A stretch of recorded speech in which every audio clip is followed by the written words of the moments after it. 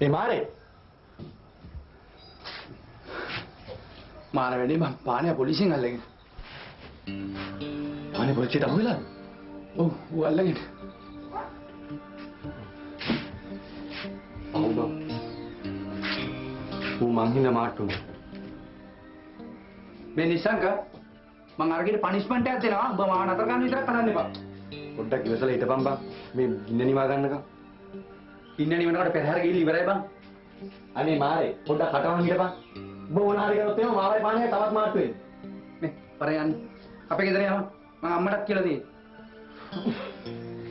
බෑ. අන්තිමට උඹලට පොලිසියෙන් පයින් ගන්න.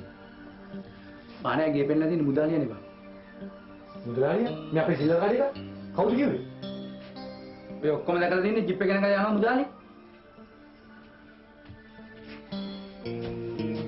උදේ මාල් පානේ උගේ ගෙදර එන මුදලාලිය දැක්කා. ෂුවර් එකට මොකද තමයි ගින්න දීලා ඉන්නේ.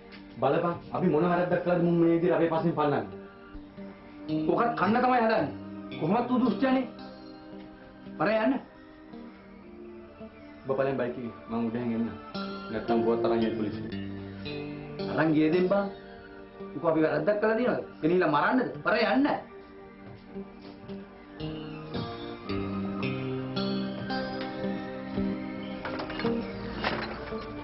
හරි යන්න. ඉතින් දාගල බලන්න.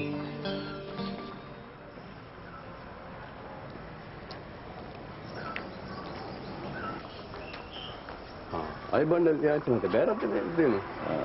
අද පොළනේ. පොඩ පොළ පැත්තේ ගිහින් යන්න මේ ලෝණු මාල්ටයක් කරන්නේ. ඇත්තද ලියනාචි මහත්තයා පොඩි පුතා ගියක් බින්දලා පොලිසියෙන් හොයනවා කියන්නේ?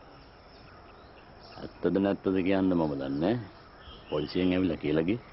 ඒක මේ ඊපේද අපේ මේ ලින්ද ළඟ තියච්ච මේ බාල්දියයි ඒ තියච්ච ඇතිලි ටිකයි ඇලුමිනියම් නෑනේ ඔක්කොම නැති වුණානේ. මම හිතන්නේ ඒවත් අපේ පොඩි පුතා ගත්තත් දන්නේ නැහැ. පොඩ්ඩ අහලවල්ලා කියන්න. අනේ මම එහෙම හිතලා කිව්වනේ මේ ලියනාචි මහත්තයා. අර කියමලක් තියනා නේද? ආනා හීය පානාඩ හැරෙන්දනේ කියලා.